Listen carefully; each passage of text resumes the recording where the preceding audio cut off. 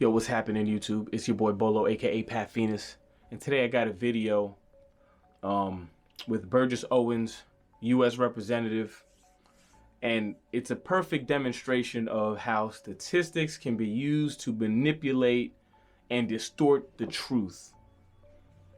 The numbers that are presented are facts, but the way that they are funneled and explained is where there's some inaccuracies. And I'm going to break it down in this video where he talks about the whole black fatherhood problem or lack thereof in the community.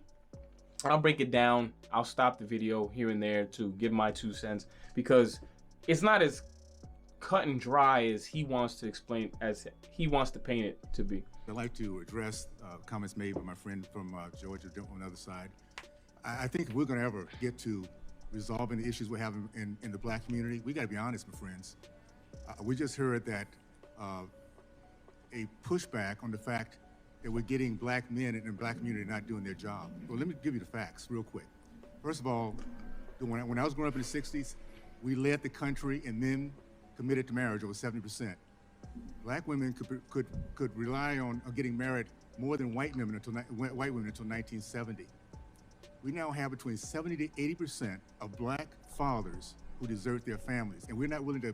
Okay, see, now that is a gross misrepresentation. Deserting? This guy is about 70 years old, so I'm not going to blame him for being out of touch. But the laws that are in place, I'm not going to say he was part of that, but he obviously has been in the government that has shaped these laws, where the guy could want to be in his family. He could desperately want to be a part of his family and in his children's lives, and it could be stripped away. Like, that is not even, I wish we had statistics of that, which it's impossible to get, of who actually wants to be around versus who doesn't. I mean, those stats you can't get, but I would love to somehow be able to see it, because out of the 80% that are, not married, I guarantee, I would bet every dollar that I would ever earn to my name that well over half would want to be in their children's lives, that they're not deserting their families. But let's continue on. To be honest about that,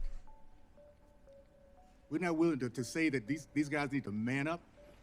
Maybe when we start telling our kids that they're being nothing but whiners, weenies, and wimps if men cannot take care of their own kids, that might be a good start. I reject the word.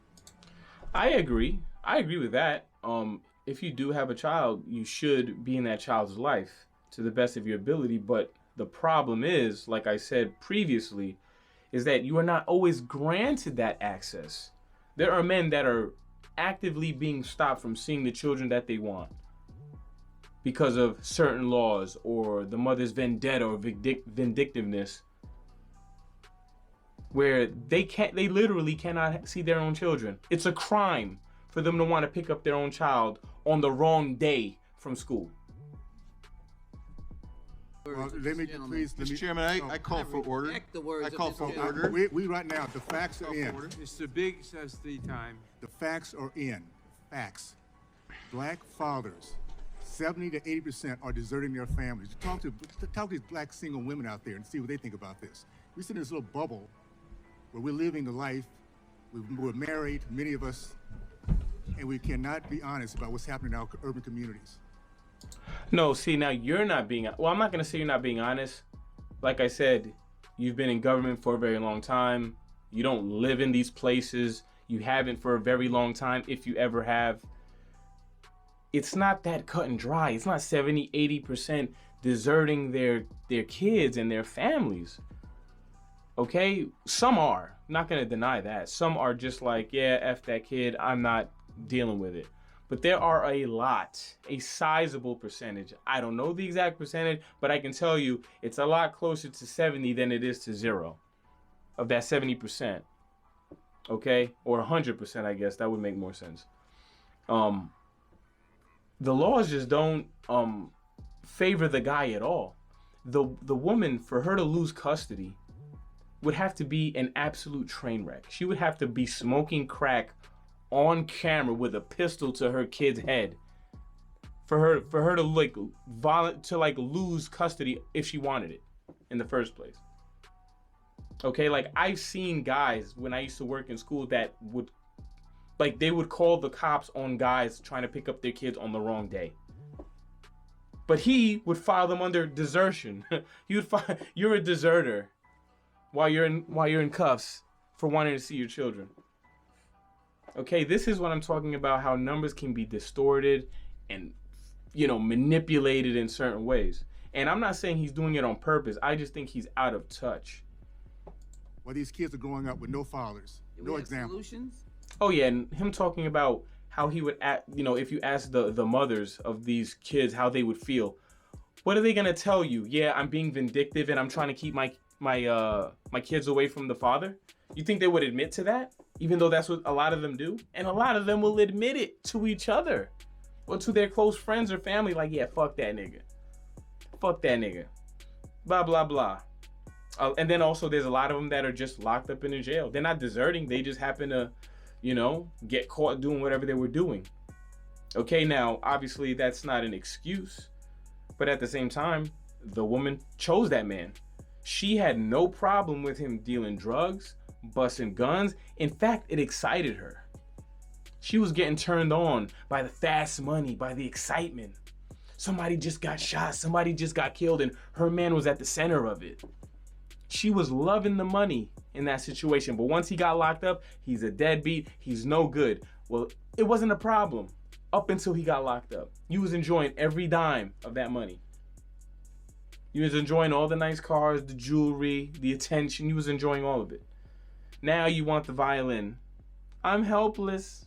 I don't know what I'm doing. This is... Okay, they're not gonna tell you, yeah, I'm fucking this guy over because he cheated on me. Or I got tired of the relationship and I wanted to move on. Or a better guy came along and I want to be with him, so I got to make him look bad. They're not gonna admit to that. At the end of the day, there's a reason why our kids are being led toward these options of hopelessness.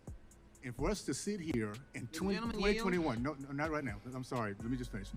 To sit here in 2021 and not point out the fact that we have fatherless homes. We have 70 to 80%. These are the facts, my friends. 70 to 80% will not marry the mothers of their children, and instead will probably try to convince them so they to dissolve them from their issues to go and get an abortion. Okay, so there's two things I gotta say about that. First off, the abortion thing.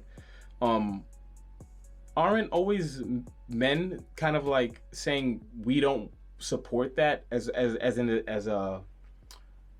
industry, and women are always saying you have no right to say that we can't get one, but now we're the ones forcing it on them.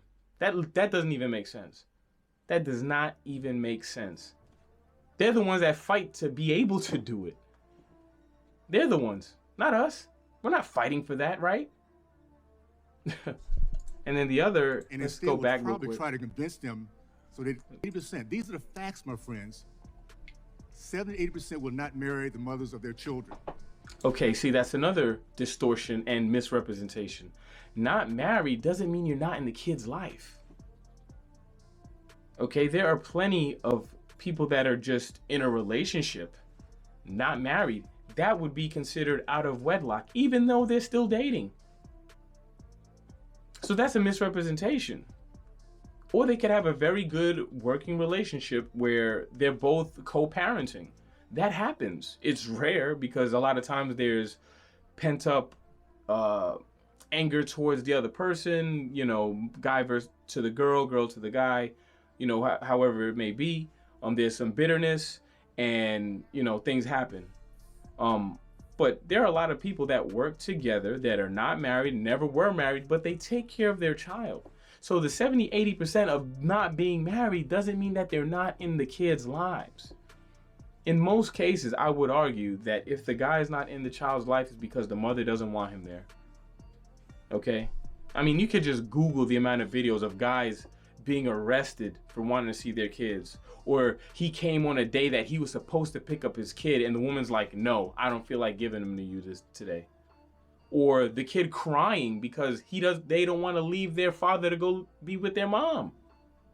Go look up the videos. But that would be categorized as desertion.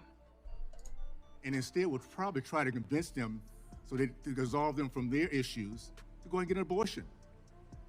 We've lost 20 million black babies over the last 40 years.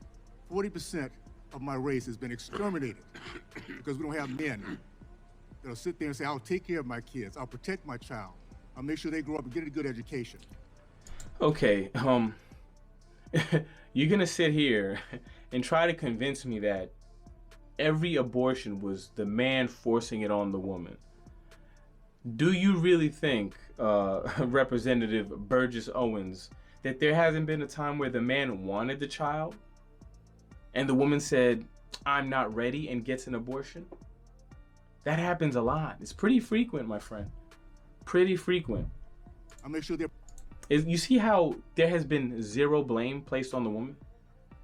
And I'm not saying to shift all the blame on the woman. Men deserve a lot of blame in this because, one, you can't talk about how she's crazy and she's a bitch and she's this and she's that because you chose her. You knew that and you still did what you did. So now you got to live with the consequences. And the same thing for the woman. You chose the dope dealer. You chose the gangbanger. You can't get mad that you was sitting there and loving all that excitement up until he's in jail, and now you want everyone to feel bad for you. And he's a deadbeat. He probably wouldn't have been if he was out of jail or not dead. I wonder if they count that into the out of wedlock for like guys that were killed, living like, the whole street life and all that. But yeah, let's continue. They're protected in my home and not leave it to their mother to do it on their own. And if we can't be honest about that, how in the world are we going to ever get this thing taken care of? I'll tell you what, you're going to start seeing black men, that 30% that's still left, the really good, solid fathers, we're standing up. We're changing this trajectory. We're sick and tired of people looking at us as this is a normal thing that we just don't do our job as men. Be aware, we're waking up.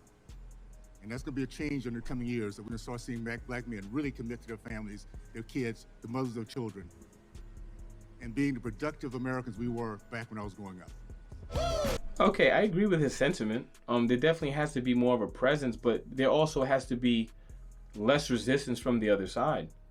There is a lot of resistance from women, one, because we celebrate single mothers. And who doesn't want to be celebrated? I mean, that's just the fact, like every time there's a Father's Day, it's a mother and my mom was mother and father, even if they have the dad around, like they will still heap that kind of praise on these women. You see these basketball players or NFL players and they thank their mom. Their mom they might have been a good person that wanted to be married and the father ran off. But then there's I'm pretty sure a lot of them where they were pieces of shit, ran the dad off, and then soak up all the praise like I did this on my own. Like, that's just the fact. Like, we don't look at things balanced. We don't look at it from the other side. I try to look at everything from both sides. That's why in this situation, yes, men deserve a lot of the blame. But he is absolving women of all blame. They didn't choose that man. They didn't let him do that to them. They didn't wrap it up when they knew he was not a good person. They basically have no control over their situation in a lot of people's eyes. But yeah, man, let me know what your thoughts are in the comments below. If you agree, disagree with what I said, if you agree with what Senator Burgess Owens said, in the comments below. Like, comment, subscribe if you think I'm worth it. If not, have a good day anyway. Peace.